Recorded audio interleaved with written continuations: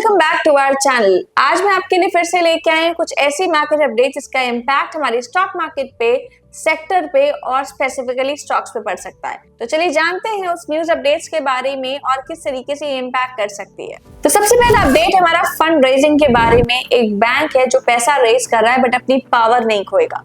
तो क्या है 16,000 करोड़ की फंडिंग का strategy game plan. Yes bank ने अनाउंस किया है कि वो 16,000 करोड़ तक रेस करेगा इक्विटी और डेट के जरिए। इसका मतलब ये है कि बैंक में कैपिटल तो आएगा बट जो शेयर होल्डर्स है उनका स्टेक डाइल्यूट नहीं होगा, क्योंकि जो डाइल्यूशन कैप है वो सिर्फ 10% रखा गया है। यानी पैसा भी मिलेगा और कंट्रोल भी बना रहेगा। ये मूव एक्सपेंशन और ग्रोथ फंडिंग के लिए किया गया है, जिससे आगे आने वाले टाइम में बैंक और स्ट्रॉन्ग बना रह सकता है। अब नेक्स्ट अपडेट हमारा ट्रम्प के बारे में। ट्रम्प ने लगाई है डबल ड्यूटी स्टील और एल्यूमिनियम पे 50% तक का भारी टैरिफ, लेकिन यूके को क्यों दिया एग्जेम्पशन, आइए जानते हैं इसके बारे में। डोनाल्ड ट्रम्प ने एक और नया ऑर्डर साइन किया है जिसमें स्टील और एल्यूमिनियम के इंपोर्ट्स पे 50% तक का टैरिफ बढ़ा दिया गया है।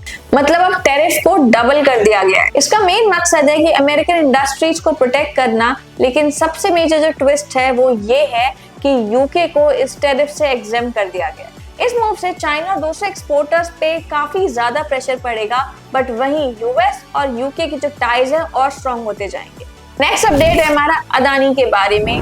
अदानी ने उड़ाए $700 मिलियन, मतलब डेट भी चुकाएंगे और अपने एयरपोर्ट्स को भी एक्सपैंड करेंगे।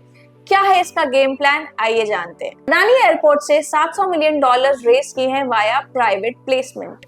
इस फंड का यूज बेसिकली दो मेजर कामों के लिए होगा। पहला है डेट को रीफाइनेंस करना और दूसरा 6 ऑपरेटेड एयरपोर्ट्स को एक्सपैंड करना।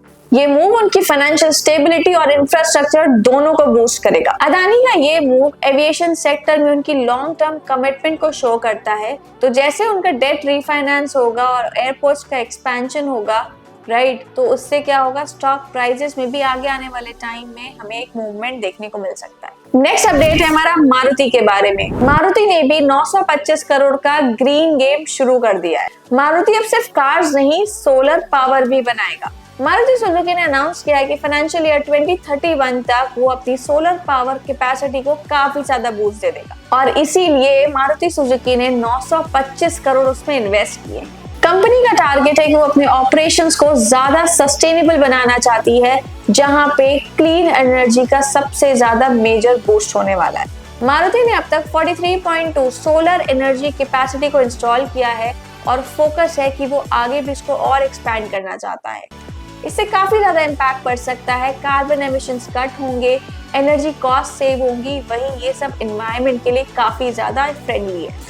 अब नेक्स्ट अपडेट है हमारा, हुंडई ने ओला इलेक्ट्रिक को कर दिया है बाय बाय। ओला इलेक्ट्रिक के 6.8 बिलियन के सेकेंडरी शेयर सेल में हुंडई ने पूरी तरह एग्जिट कर लिया है, जबकि किया ने अपना स्टेक ट्रिम कर दिया है।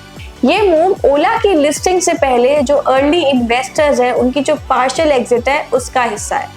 ओला अब आईपीओ लाने की तैयारी में है और अब ये जो रीशफल वैल्यूएशन और इन्वेस्टर सेंटिमेंट दोनों को इम्पैक्ट करेगा। अब नेक्स्ट अपडेट है हमारा 12,500 करोड़ का फंड रेज, वो भी एक आईपीओ के थ्रू। एचडीएफसी बैंक की कंपनी एचडीबी फाइनेंशियल सर्विसेज तैयार है एक बड़ा आईपीओ लाने के लिए। इस आईपीओ में कंपनी 12,500 करोड़ का फंड रेज करेगी, फ्रेश इशू और ऑफर फॉर सेल दोनों को मिला के। ये फंड बिजनेस एक्सपेंशन और डेट रिडक्शन दोनों के लिए यूज होने वाला है। मार्केट में इसका इंटरेस्ट काफी ज्यादा एक्सपेक्टेड है, क्योंकि जो फाइनेंशियल सर्विसेज सेक्टर है वो काफी ज्यादा ग्रोथ फेज में है। काफी ज्यादा लोग इस आईपीओ का वेट कर रहे होंगे। हमें कमेंट में जरूर बताइए क्या आप इस आईपीओ में इन्वेस्ट करेंगे। तो ये थे आज के कुछ बिजनेस अपडेट्स। मिलेंगे नेक्स्ट वीडियो में कुछ नए अपडेट्स के साथ।